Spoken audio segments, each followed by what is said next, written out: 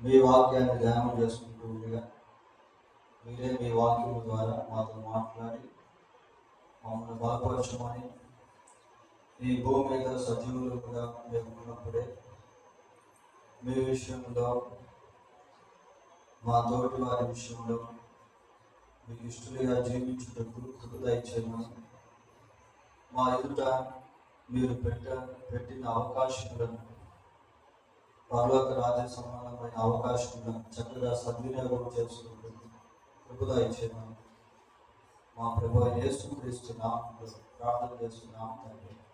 ఆమేన్.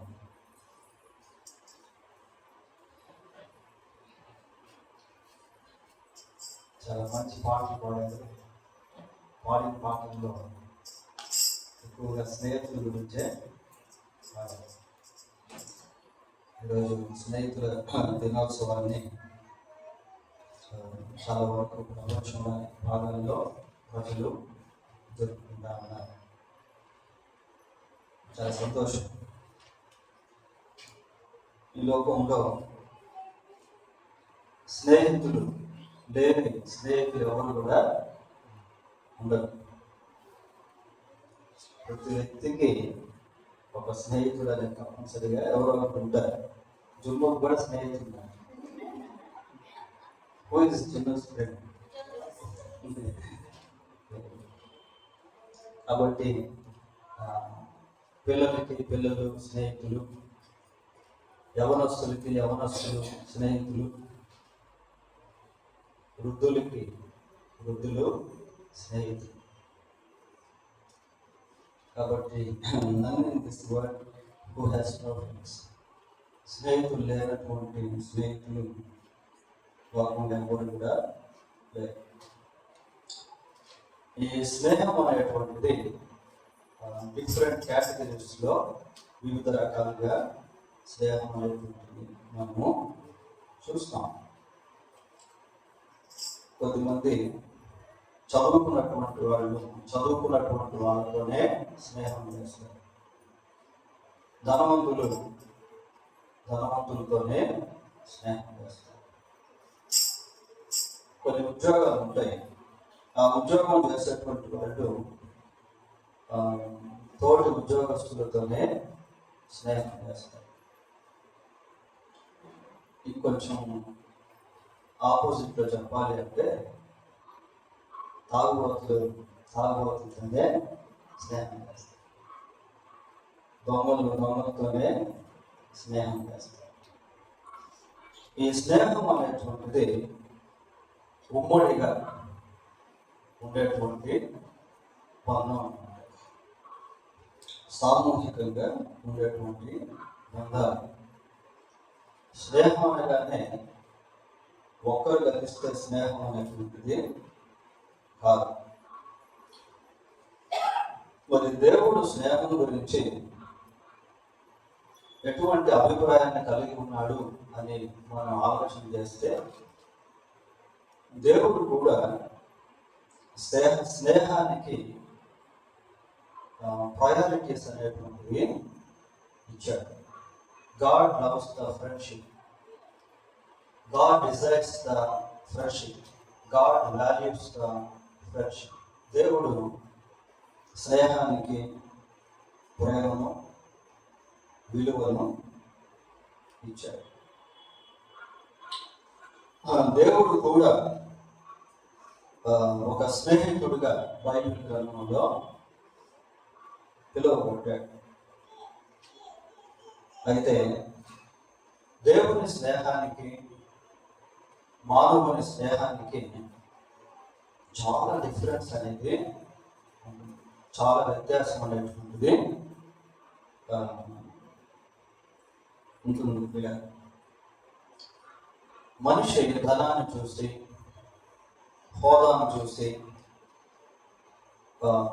ఏదో దాన్ని చూసి ప్రేమిస్తే, దేవుడు వాటన్నిటినీ చూడకుండా మనిషిని ప్రేమిస్తాడు. ఇంకా మనిషి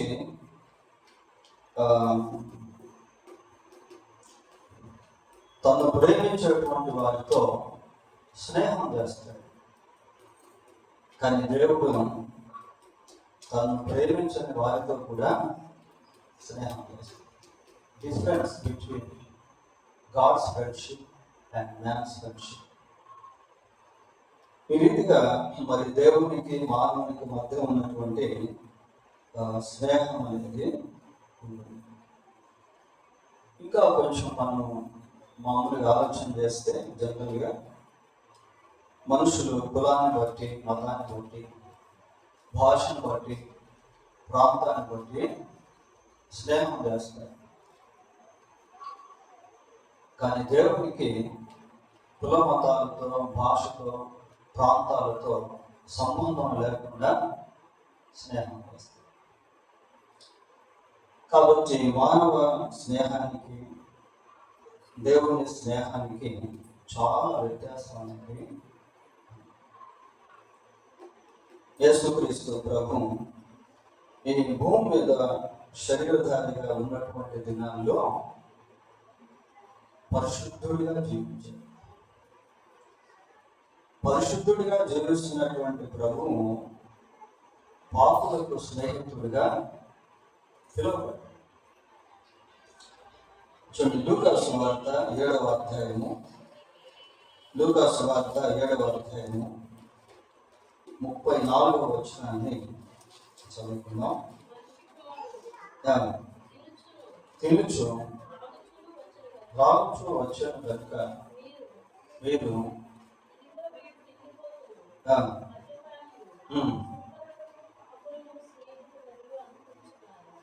సుంకరులకును పాపులకును స్నేహితుడని అంచు. అంటే యేసుక్రీస్తు ప్రభువు అటువంటి వారితో స్నేహాన్ని కలిపారు. ఈరోజు మన సందేశం ఎలాంటిది అంటే ఫ్రెండ్షిప్ ఇన్ స్పిరిచువల్ ఆస్పెక్ట్స్.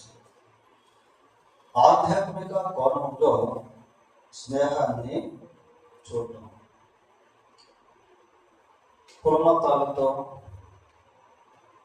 వయోభేదాలతో, జాతులతో, ప్రాంతీయ భేదాలతో, భాషా భేదాలతో సంబంధం లేకుండా దేవుని యొక్క అతీతమైనటువంటి స్నేహాన్ని కలిగి ఉండడం అనేది చాలా ప్రాముఖ్యమైనది. ఇక్కడ పరిశుద్ధుడైనటువంటి దేవుడు ఎలా ఉన్నాడు అంటే పాపులకు స్నేహితుడిగా పిలువబడతాడు. మత్తయి సువార్త 9వ అధ్యాయము 10-11 వచనాలు కూడా చదువుతున్నాం. మత్తయి సువార్త 9:10-11 వచనాలు. యేసు కూర్చుండి ఉండగా ఇదిగో సుంకరులున్న పాపులను అనేకులు వచ్చి ఆయన వద్దను పరిసయ్యులు అది చూచి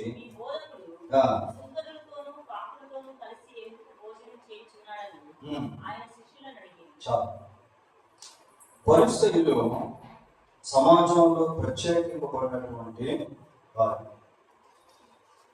వారు ఎప్పుడు కూడా వారి యొక్క భక్తి జీవితాన్ని కాపాడుకుంటూ పరిశుద్ధులుగా, పాపం అంటనటువంటి వారిగా జీవించాలని కోరుకునేవాడు. యేసుక్రీస్తు ప్రభువును కూడా ఆ రీతిగా చూడాలనుకున్నారు.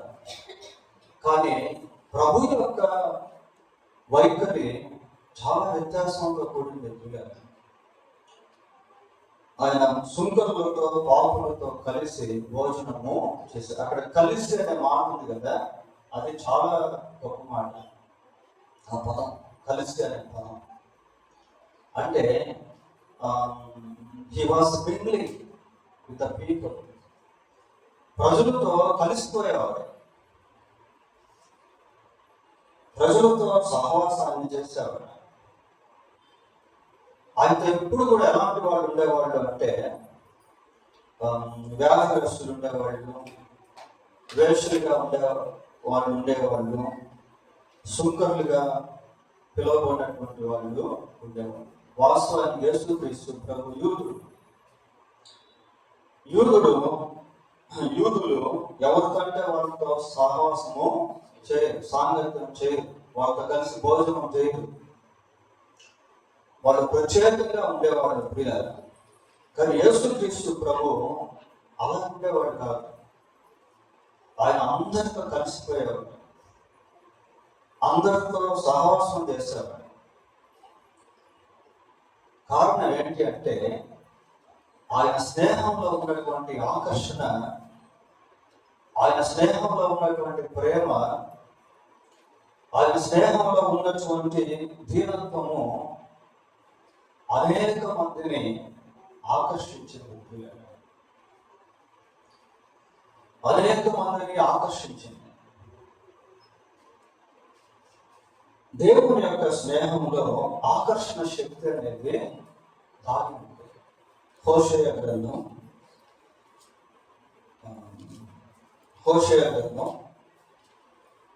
11వ అధ్యాయం 4వ వచనం ఒకసారి చూడండి. ఒకడు మనుషులను తోడుకొని పోవనట్లుగా స్నేహ బంధములతో నేను వారిని బంధించి ఆకర్షించింది. చాలు.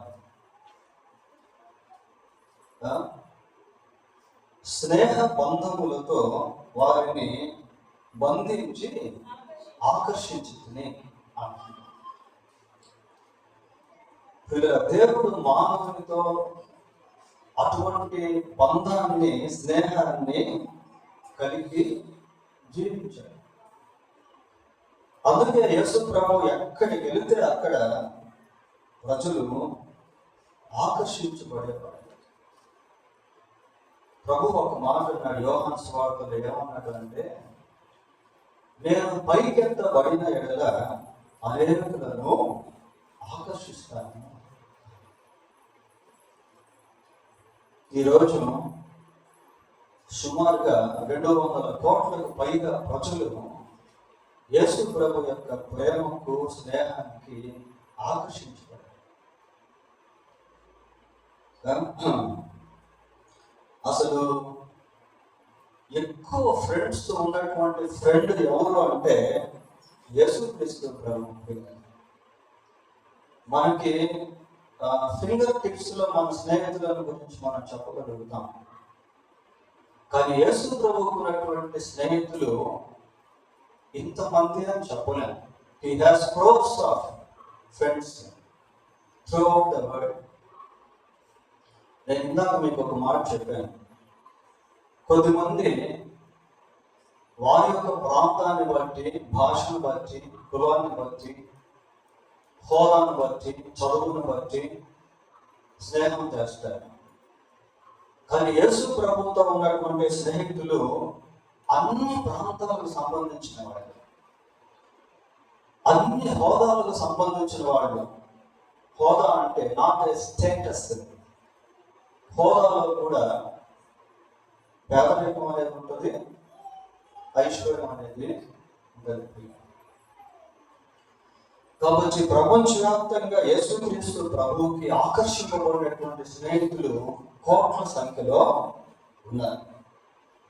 వాళ్ళంతా ఎవరు అంటే, వాళ్ళలో దొంగలు ఉన్నారు, వాళ్ళలో దొరలు ఉన్నారు, వాళ్ళలో నక్సలైట్లు ఉన్నారు, వాళ్ళలో నాస్తికులు ఉన్నారు, వాళ్ళలో తాగుబోతులు ఉన్నారు, వాళ్ళలో వ్యభిచారులు ఉన్నారు, విగ్రహారాధికులు ఉన్నారు, మోసగాళ్ళు ఉన్నారు, లంచం తీసుకునే వాళ్ళు ఉన్నారు,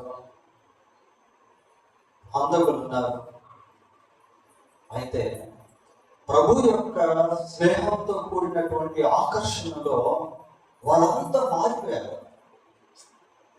అది ఆయన స్నేహంలో ఉన్నటువంటి ఆకర్షణ శక్తి. Why Jesus had a friendship with people or sinners? యేసుక్రీస్తు ప్రభు ఆయన స్నేహబంధం ఎలాంటిది అంటే, పాపులతో కలిసి జీవించినప్పటికీ పాపంలో కలిసిపోకుండా పాపులను కలుపుకున్నాడు పిల్లలు. అర్థమైందా నేను చెప్పిన? యేసుక్రీస్తు ప్రభు పాపులతో కలిసి జీవించినప్పటికీ పాపంలో కలిసిపోకుండా పాపులను తమతో కలుపుకున్నాడు.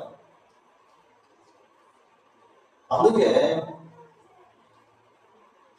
ఒక హంతకుడిగా, హింసకుడిగా, దూషకుడిగా ఉన్నటువంటి పౌలు ఏమంటాడంటే, నేను క్రీస్తును పోలి నడుచుకున్నాను. అంటే అర్థమేంటి? ఐఎమ్ లైక్ క్రైస్ట్ అని అర్థం. యేసుక్రీస్తు ప్రభువును వెంబడించినటువంటి వాళ్ళంతా కూడా క్రైస్తవులే. క్రైస్తవులు అంటే క్రీస్తును కలిగినటువంటి వాళ్ళు, క్రీస్తు యొక్క స్వాభావిక లక్షణాలను కలిగినటువంటి వాళ్ళు, క్రీస్తునందు విశ్వాసం ఉంచినటువంటి వాళ్ళు.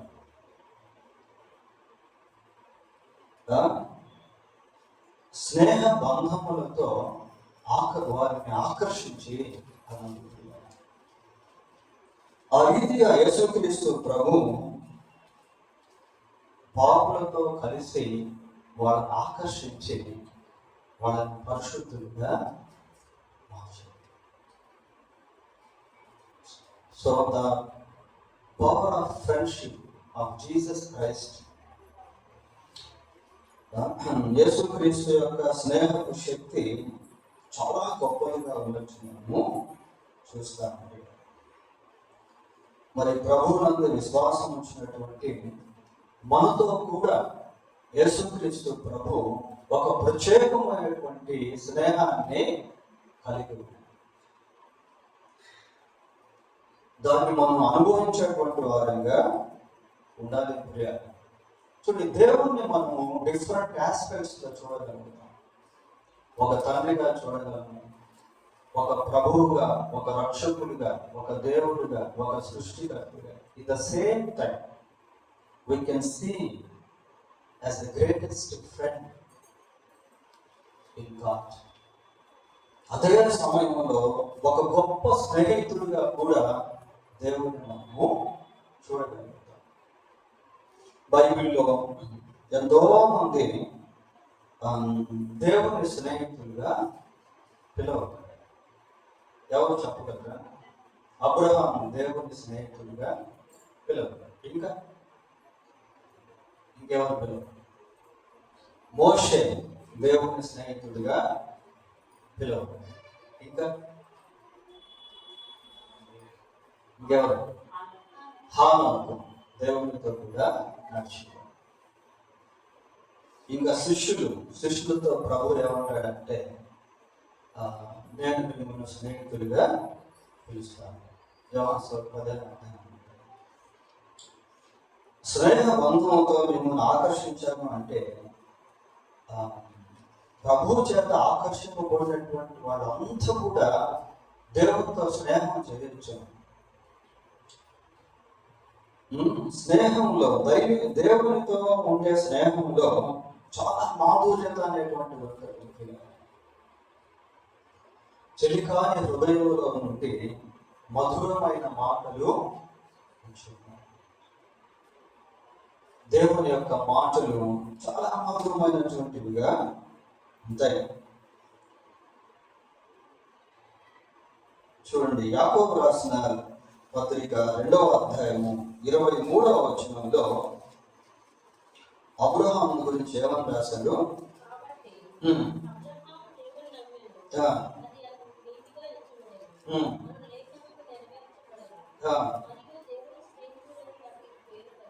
చాలు. ఇక్కడ 2 విషయాలు మనం చూస్తాము. ఎప్పుడైతే అబ్రహాము దేవుని నమ్మాడో అది అతనికి నీతిగా ఎంచబడింది. యేసుక్రీస్తునందు విశ్వాసం ఉంచిన తర్వాత మనం దేవునితో ఒక ప్రత్యేకమైనటువంటి స్నేహ బంధాన్ని ఏర్పరచుకుంటాం. ఆ స్నేహ బంధంలో నుంచి దేవుడు మనతో మాట్లాడుతా.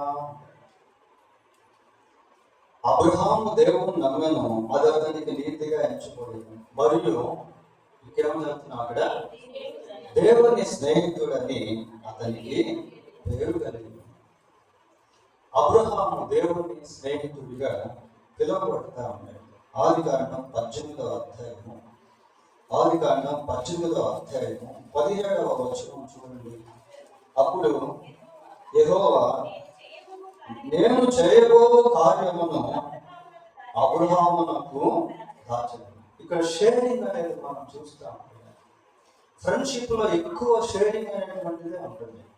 సహజంగా స్నేహితుల గురించి మనం ఆలోచన చేసినప్పుడు, లేదా మనం ఎవరెవరికైతే స్నేహం చేస్తామో వారి గురించి ఆలోచన చేసినప్పుడు ఆహాభావాలు అనేటువంటివి ఒకరినొకరు పంచుకునేటువంటి వారిగా ఉంటారు. So there is the sharing in friendship. స్నేహంలో పంచుకోవడం అనేటువంటిది ఉంటుంది. ఇక్కడ దేవుడు ఏమంటున్నాడంటే, నేను చేయబోతున్నది అబ్రహామునకు దాచన అంటే, దాచవలసినటువంటి సంగతులను కూడా దేవుడు అబ్రహాముతో పంచాడు. స్నేహం అంత బలం. కొద్దిమంది స్నేహితులు తల్లిదండ్రులకు చెప్పలేనటువంటి విషయాలు, ఎవరికి చెప్పుకోలేనటువంటి విషయాలు కూడా స్నేహితులతో పంచుకుంటారు.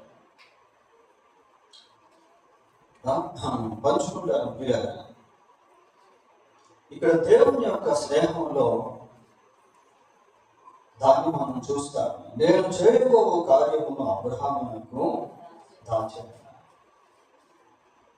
కాబట్టి దేవుడు తాను ఏదైతే చేయబోతూ ఉన్నాడో దాన్ని అబ్రహాముతో పంచుకుంటా ఉన్నాడు. When we have a friendship with God, we can notice or know the hidden things that He reveals. ప్రియుల దేవునితో మనం స్నేహాన్ని కలిగి ఉన్నప్పుడు దాచుకున్నటువంటి విషయాలను దేవుడు బయటపరుస్తాడు. ఇందాక మోషే దేవునికి స్నేహితుడిగా ఉన్నట్టు మీరు చెప్పారు. నిర్గమకాండం 33వ అధ్యాయము 11వ వచనం చూడండి. 33:11. మనుష్యుడు తన స్నేహితునితో మాట్లాడినట్లు యెహోవా మోషేతో ముఖాముఖిగా మాటలాడుచుండెను అంటే అది కంటిన్యూవేషన్ అన్నమాట. మాట్లాడేను అనేది లేదు. అంటే దేవుడు మోషేతో ముఖాముఖిగా మాట్లాడుతూ ఉన్నాడు. అక్కడ భావన అనేది మనం చూస్తాము. ఏంటి అంటే, ఒక స్నేహితుడు తన స్నేహితునితో మాట్లాడినట్లు మోషేతో దేవుడు మాట్లాడుతున్నాడు. దేవుడు మోషేతో మాట్లాడకపోతే మనకు ఆదికాండం ఉండేది కాదు. ఆదికాండాన్ని ఎవరు రాశారు? మోషే రాశారు. వీళ్ళు ఆదాము నుంచి అబ్రహాముకి సుమారు 2000 సంవత్సరాలు, అబ్రహాము నుంచి మోషేకి సుమారు 1000 సంవత్సరాలు, అంటే 3000 years హిస్టరీ ఆదికాండంలో మనకు కనిపిస్తుంది.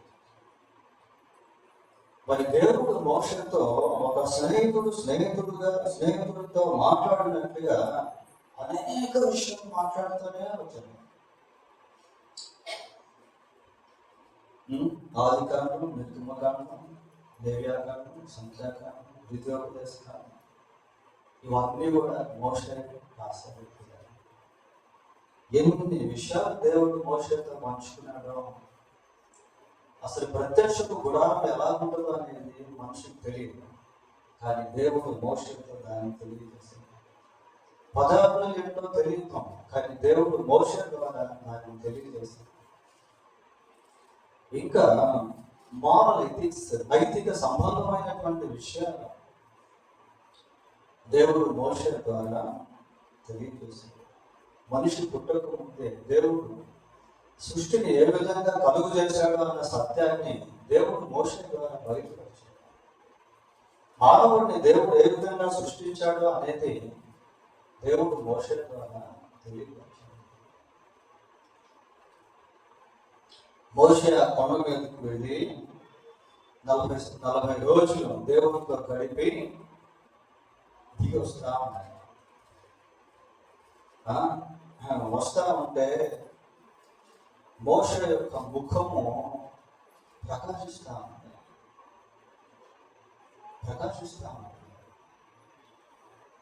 అంటే దేవుని యొక్క సన్నిధిలో లోతుగా మోషే వెళ్ళిపోయాడు.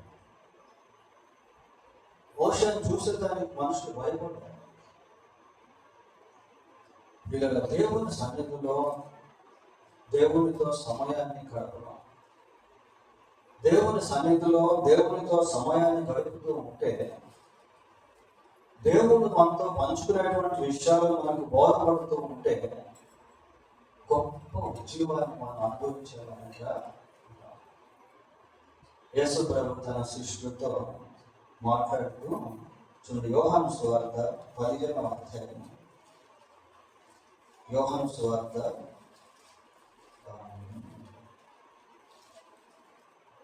15వ అధ్యాయం. చదవమ్మా శిష్యులు.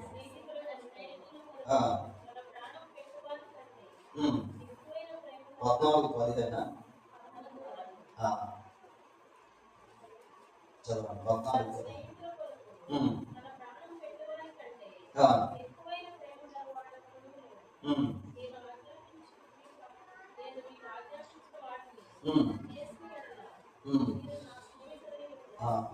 ఒక విషయం మనం చూస్తున్నాం.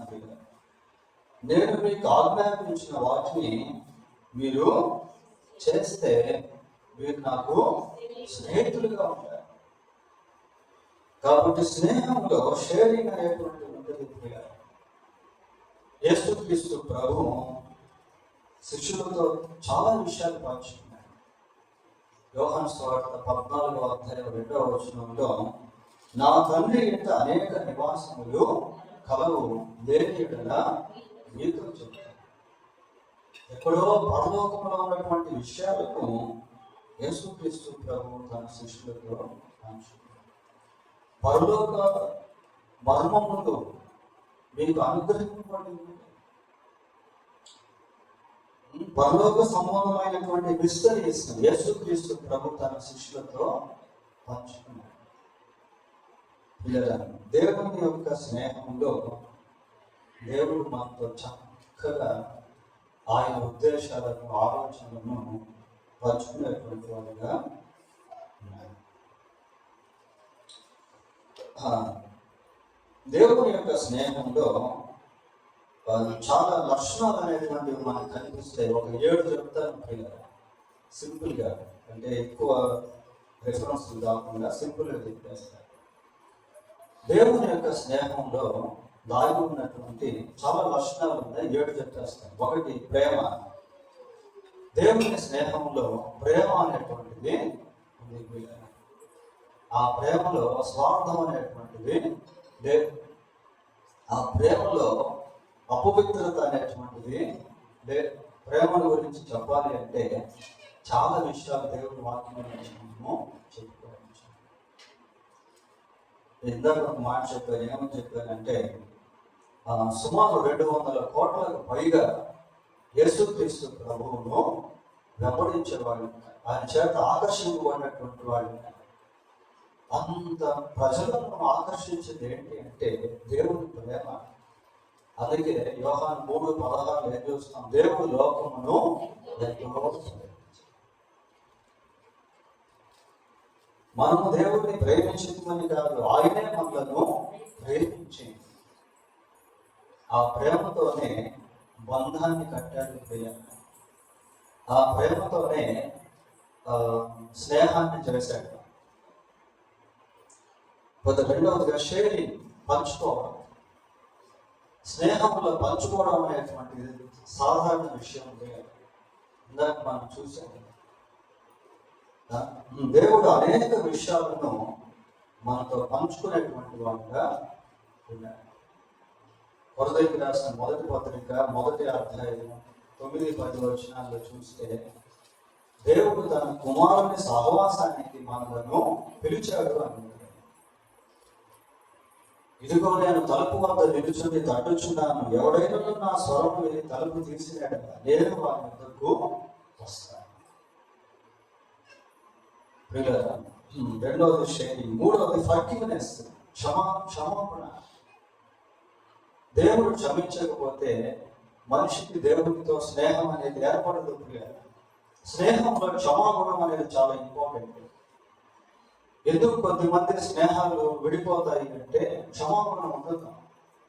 ఎక్కడో దగ్గర భేదాభిప్రాయాలు వచ్చినప్పుడు వాళ్ళు ఒకరినొకరు క్షమించుకోకపోవడం వల్ల స్నేహాలన్నీ కూడా కటాఫ్ అయిపోతాయి. నాలుగోది యూనిటీ అంటే ఐక్యత. స్నేహంలో ఎప్పుడు యూనిటీ అనేది ఉండాలి. యూనిటీ లేకపోతే స్నేహం అనేది లేదు. యూనిటీ అంటే అర్థం ఏంటి? ఏక మనసు, ఏకత్వం, ఏక తలంపు, ఏక హృదయం. ఐదవది హెల్పింగ్, సహాయం చేయటం. దేవుడు అందరికీ ఉపకారి అని మనం చూస్తాం. స్నేహంలో సహాయం అనేటువంటిది చాలా ఇంపార్టెంట్. ఐదవది ప్రొటెక్టింగ్, సంరక్షణ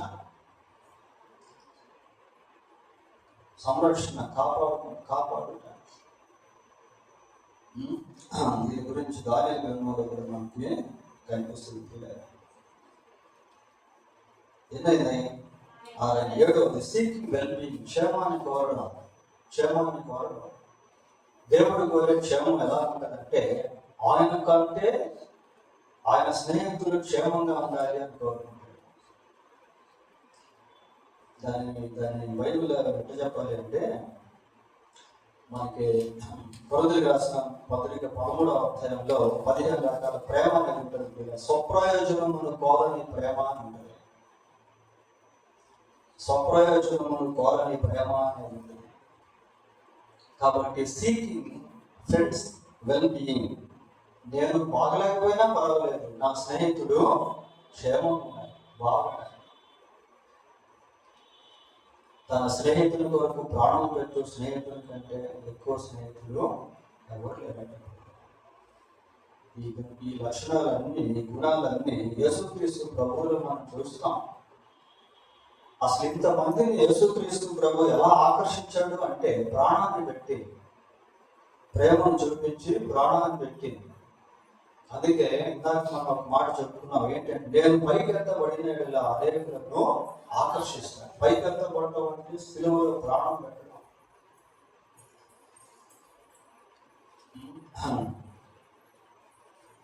సరే, కాబట్టి మనం ఈరోజు స్నేహాన్ని స్పిరిచువల్ ఆస్పెక్ట్ లో, ఆధ్యాత్మిక దృక్పథంలో చూస్తా ఉన్నాం. ఇలాగా దేవుని గురించి మనం చెప్పుకుంటే ఆయన స్నేహబంధంలో అనేక విషయాలు మనకి కనిపిస్తాయి. కొన్ని మన గురించి కూడా మనము చూస్తాం.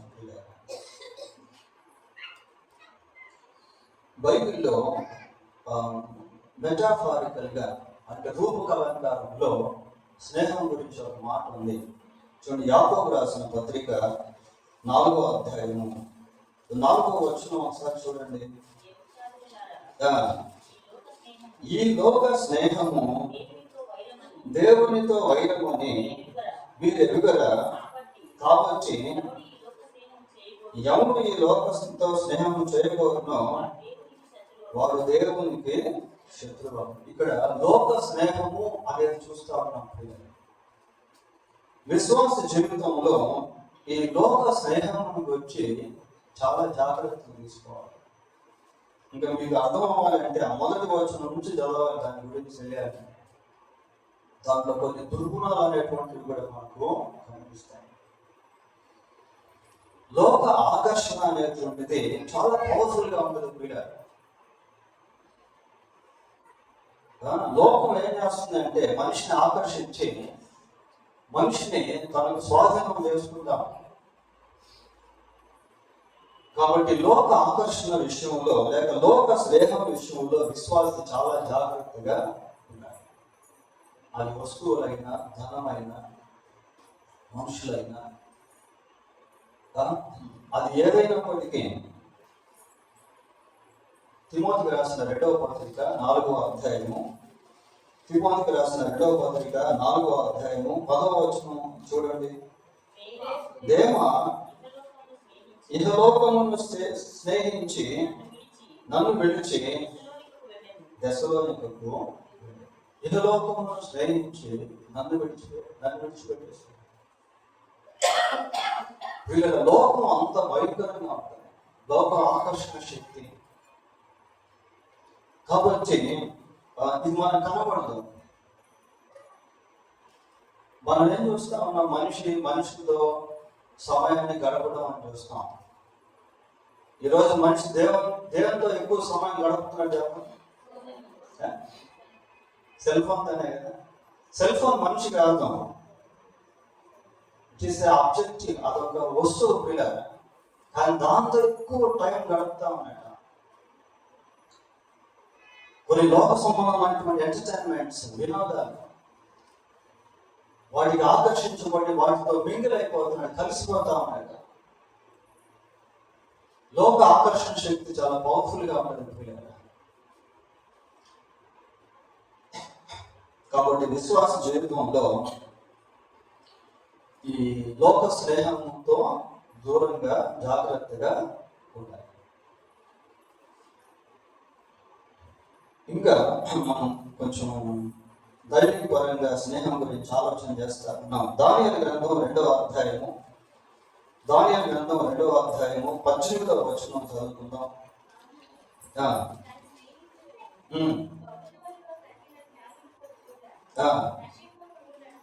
చాలు. దానియేలు తన స్నేహితుల గురించి ఆలోచిస్తాడు. బబులోను అన్య దేశము, అన్య సామ్రాజ్యము, విగ్రహారాధన ఉంది, తాగు ఉంది, లోకం ఉంది. అటువంటి సమయంలో దానియేలు ఆత్మ సంబంధమైనటువంటి ప్రార్థనా పరులుగా ఉన్నటువంటి వారితో స్నేహాన్ని కలిగి, విశ్వాసి ఎప్పుడు కూడా తన స్నేహంలో ఇలాంటి వాడు ఉండటం అనేది చూసుకోవాలి. ఇక్కడ మనం ఒకటి చూస్తాం, తాను తన స్నేహితులను నశించి, ఇందాక మనం దేవుని క్యారెక్టర్స్ లో చెప్పుకున్నాం కదా, సీకింగ్ అదర్స్ వెల్బీయింగ్, ఇతరుల సంరక్షణ కోరుకో, స్నేహంలో ఒక భాగం. ఇక్కడ దానియేలు కూడా అదే చేస్తా ఉన్నాడు. నేను నశించకూడదు, నా స్నేహితులు కూడా నశించకూడదు. ప్రియుల మన జీవితంలో ప్రార్థనా పరులు స్నేహితులుగా ఉంటే, భక్తి పరులు స్నేహితులుగా ఉంటే, ఆత్మీయులు స్నేహితులుగా ఉంటే, వారి ప్రభావము మన మీద బలంగా ఉంటుంది. లేక మనమే ఇతరులకు ప్రార్థనా పరులుగా, భక్తి పరులుగా స్నేహాన్ని కలిగి ఉంటే మన ప్రభావం వారి మీద బలంగా ఉంటుంది. తిమోతికి రాసిన 2వ పత్రిక 2వ అధ్యాయము, 22వ వచనం చూడండి. నీ యవ్వనేచ్ఛల నుండి పారిపో. యవ్వన కాలంలో రకరకాల ఇచ్చలు, రకరకాల ఆకర్షణలు, రకరకాల ఆశలు. నీ యవ్వనేచ్ఛల నుండి పారిపోము, పవిత్ర హృదయులై. చూడండి, ఇక్కడ మళ్ళీ ప్లూరల్ వచ్చేసి నీ యవ్వనేచ్ఛలు అనేది సింగులర్ అన్నమాట. నీ అంటే ఇక్కడ ప్లూరల్ వెళ్ళిపోతున్నాడు. చదవండి, మళ్ళా చదవండి. పారిపోము, పవిత్ర హృదయులై ప్రభువునకు ప్రార్థన చేయు వారితో కూడా నీతిని, విశ్వాసమును, ప్రేమను, సమాధానమును వెంటాడము. కొన్ని క్యారెక్టర్స్ చూస్తా, ప్రేమ, సమాధానము, నీతి, ప్రార్థన చేయు వారితో అని చూస్తాం. విశ్వాస జీవితంలో ఈ ప్రత్యేకత అనేది ఉన్నది.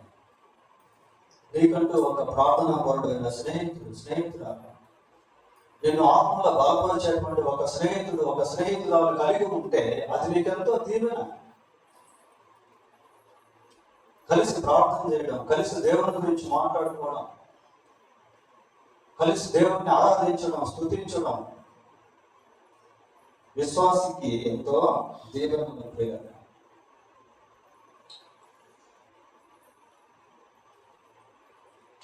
యోగు గ్రంథం 42వ అధ్యాయము, 10వ వచనం ఒకసారి చదవండి. మరియు యోబు తన స్నేహితుల గురించి, తన స్నేహితుల నిమిత్తము ప్రార్థన. స్నేహితుల కొరకు యోబు ప్రార్థన చేశాడు. మరి యోబుకు ఉన్నటువంటి ముగ్గురు స్నేహితుల గురించి ఆ చరిత్ర, ఆ కథాంశాలు మనం చూస్తాం కదా. సరే, ఇక్కడ మనం కొంచెం దీన్ని మన కాన్సెప్ట్ లోకి మార్చుకున్నట్లయితే, we must pray for our friends. మన స్నేహితుల కొరకు మనం దేవుని సన్నిధిలో ప్రార్థన చేయాలి. స్నేహితులు అంటే ఆత్మీయులు అని కాదు. మనం చదువుకున్నటువంటి దినాల్లో మనకున్నటువంటి స్నేహితులు, మనం పనిచేస్తున్నటువంటి దినాల్లో మనకున్నటువంటి స్నేహితులు, మనం ఎక్కడెక్కడైతే నివాసం ఉన్నామో అక్కడ ఉన్నటువంటి స్నేహితులు. స్నేహితులు లేని స్నేహితులు ఎవరు లేరు. నా జీవితంలో కూడా నేను ఎక్కడికి వెళ్తే అక్కడ నాకు స్నేహితులు. wherever I go, wherever I went, I have friends. ఎక్కడికి వెళ్ళినా, ఏ ఊరికి వెళ్తే ఆ ఊర్లో 4 రోజులు ఉంటారు, చాలా మంది ఫ్రెండ్స్ అయిపోయేవారు. నేను పనిచేసే స్థలంలో చాలా మంది ఫ్రెండ్స్ ఉండేవారు. చదువుకునేటువంటి స్థలంలో చాలా మంది ఫ్రెండ్స్ ఉండేవారు. మేము చాలా ఇల్లు మారాం నెల్లూరులో. ఏ ఇంటి దగ్గరికి వెళ్తే అక్కడ ఫ్రెండ్స్ అయిపోయేవారు. Boyfriends, girlfriends. వాళ్ళ కోసం ఇప్పటికీ నేను ప్రార్థన చేస్తూనే ఉన్నాను. నేను దేవుని నమ్ముకున్న తర్వాత నుంచి నా స్నేహితుల కొరకు, స్నేహితురాల కొరకు ప్రార్థన చేస్తాను. వాళ్ళ పేరుతో ప్రార్థన చేస్తా ఉంటే ఆ చిన్న వయసులో ఉన్నటువంటి ముఖాలు ఇప్పటికీ అచ్చులాగా నా మైండ్లో ఉండిపోయినాయి. నేను మళ్ళీ నెల్లూరుకి వెళ్ళినప్పుడు ఎక్కడైనా నా ఫ్రెండ్స్ కనిపిస్తారేమో అని చెప్పి చూస్తూ ఉంటాను. పత్రికలు పెట్టుకుంటాను రెడీగా. వాళ్ళు కనిపిస్తే వాళ్ళకి సువార్త చెప్పేదాన్ని. దేవుని నమ్ముకున్నాక చాలా మంది స్నేహితులకు సువార్త చెప్పాను. వాళ్ళతో కలిసి విగ్రహాలు చేశాను, సినిమాలకు వెళ్ళాను, వాళ్ళతో కలిసి భోజనాలు, వాళ్ళతో కలిసి చెడుసము నా జీవితాలు. అదే వాళ్ళతో కలిసి సువార్త పంచుకున్నాను. ఇప్పటికీ వాళ్ళ కోసం నేను ప్రార్థన చేస్తాను. వాళ్ళ కోసం ప్రార్థన చేస్తా ఉంటే నా మైండ్ అంతా ఎలా ఉంటుందంటే మళ్ళీ చైల్డ్హుడ్లోకి వెళ్ళిపోతుంది, బాల్యకాలంలోకి వెళ్ళిపోతుంది. ఏదో తెలియనటువంటి ఒక ఉత్సాహం, ఒక సంతోషం, ఆ పరిసర ప్రాంతాలు, ఆటలు, ఆ పాటలు, అవన్నీ మనం స్నేహితుల కొరకు ప్రార్థన చేసేవారంగా దేవుడు ఏదో ఒక విధంగా వారు దర్శిస్తారు. దేవుడు ఏదో ఒక విధంగా వారితో మాట్లాడు. But we must pray from our side to our friends. మన వైపు నుంచి మన స్నేహితుల కొరకు మనం ప్రార్థన చేసేవారుగా ఉన్నాయి. చివరిగా లూకా సువార్త 16వ అధ్యాయం 9వ వచనం. 16వ అధ్యాయం 9వ వచనం. అన్యాయపు సిరి వలన మీకు స్నేహితులను సంపాదించుకున్నాము. ఎందుకనగా ఆ సిరి మిమ్మును వదిలిపోయినప్పుడు వారు నిత్యమైన నివాసములో మిమ్మును చేర్చుకుందరని. చాలు. అన్యాయపు సిరి వలన స్నేహితులను సంపాదించుకో. ఎందుకు అంటే వాడు నిత్యత్వంలో నీతో కూడా. దీంట్లో మనం నేర్చుకోవాల్సింది ఏంటి అంటే, దేవుడు మనకి ఇచ్చినటువంటి ధనం కానివ్వండి, తలాంతులు కానివ్వండి, విద్య కానివ్వండి, ఉద్యోగం కానివ్వండి, ఏదైతే మనకు ఒక రీసోర్స్గా ఉందో, ఒక వనరుగా ఉందో, దాన్ని ప్రభు రాజ్యం నిమిత్తం ఖర్చు పెట్టి మనుషులను సంపాదించుకోవాలి. మనం తాగుబోతులతో తిరగకూడదు, విగ్రహాలతో సాహసం చేయకూడదు. వాళ్ళు రౌడీలుగా ఉన్నారు, వాళ్ళకి సాహసం అట్లా కానీ కాదు. We have to have a fellowship with the people for sake of God's kingdom. దేవుని రాజ్యం వరకు అటువంటి వాటితో మనం సాహసం చేయొచ్చు. అదే సమయంలో వారికి ఏదైనా హెల్ప్ కూడా చేయొచ్చు. కానీ మన కాన్సెప్ట్ ఎలా ఉండాలి, మన గోల్ ఎలా ఉండాలి అంటే వారిని కూడా దేవుని దగ్గరికి తీసుకొని రావాలి. అపోస్తలుల కార్యములు 10వ అధ్యాయము 24వ వచనం చదువుతున్నాం.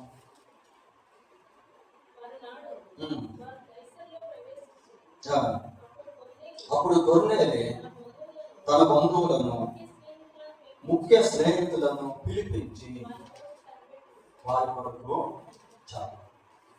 స్నేహితులు పిలిపించాడు, ఈ మీటింగ్ మాకే కాదు వాళ్ళకు ఉండాలి అని. మన ఏదైనా ఒక మీటింగ్ పెట్టినట్టు మన స్నేహితులను ఇన్వైట్ చేయడం, కేవలం సంఘం అనే కాదు, చుట్టుపక్కల ఎవరైనా స్నేహితులు ఉంటే వాళ్ళని పిలవడం. ఇక్కడ కొన్నేది ఏం చేశాడంటే తన గృహానికి తన ముఖ్య స్నేహితులు పిలుచుకున్నాడు.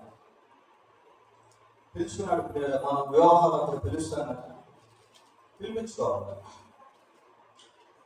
పిలిపించుకున్నప్పుడు సేవకులు వచ్చాడు, పేదలు వచ్చాడు, ప్రసంగం చేస్తాడు. ప్రసంగం చేస్తా ఉంటే పరిశుద్ధాత్మ యొక్క శక్తి అక్కడ ఉన్నటువంటి వారందరి మీదకి ఆలోచించి చాలా మంది మార్పు పొందారు, రక్షణ పొందారు, దేవుని ఆత్మచేత నింపబడ్డారు.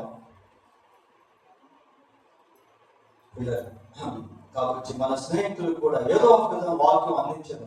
ఒక కరపత్రిక ద్వారా, ఒక చిన్న బుక్లెట్ ద్వారా కానీ సువార్త అందించడం, వాళ్ళ కోసం ప్రార్థన చేయడం, వారికి సువార్తను కనుక స్నేహం అనేటువంటిది చాలా ప్రాముఖ్యమైనది, చాలా విలువైనది. అది ప్రేమతో కూడినటువంటిది, దాంట్లో ఐక్యత అనేది ఉంది, దాంట్లో షేరింగ్ అనేటువంటిది ఉంది, దాంట్లో యూనిటీ అనేటువంటిది ఉంది, దాంట్లో క్షేమాన్ని కోరుకునేటువంటిది ఉంది. దేవుడి యొక్క స్నేహం మానవ జీవితానికి మంచి మాదిరి.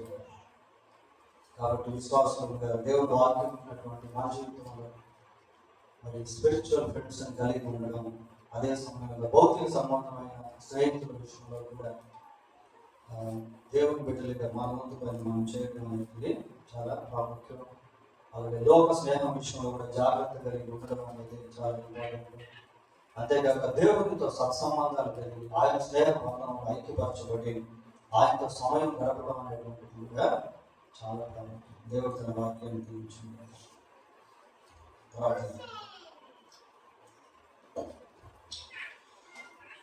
ప్రార్థన చేసుకుందాం. కనికరం కలిగిన మా తండ్రి, పరిశుద్ధుడైన మా దేవ, మీకు వందనాలు స్తోత్రాలు చెల్లిస్తున్నాం. పాపులమైన మమ్మను మీరు స్నేహ బంధములతో ఆకర్షించి మీ బిడ్డలుగా చేసుకున్నందుకై మీకు స్తోత్రాలు చెల్లిస్తున్నాం. ప్రభా, మీతో సహవాసం చేసేటువంటి కృప మీరు ఇచ్చినందుకై మీకు స్తోత్రాలు. మీతో మాతో మీరు కలిగి ఉన్నటువంటి గొప్ప స్నేహ సహవాసాన్ని బట్టి మిమ్మల్ని స్తుతిస్తూ ఉన్నాం. ఎన్నో విషయాలు మీరు మాతో పంచుకునేటువంటి స్నేహితుడుగా ఉన్నందుకై మీకు స్తోత్రాలు.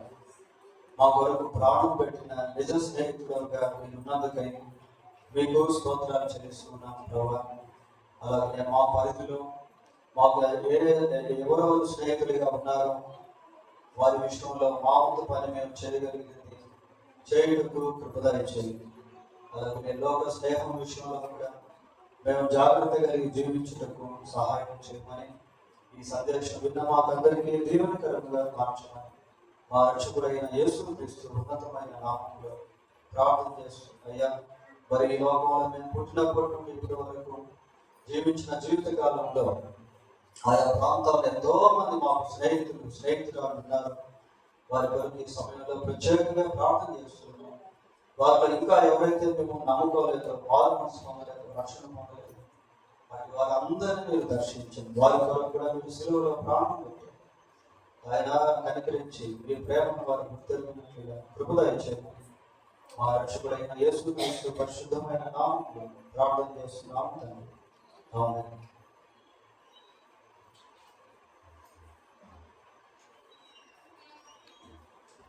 ఈరోజు ప్రభు బలం కలిగి ఉన్నాం.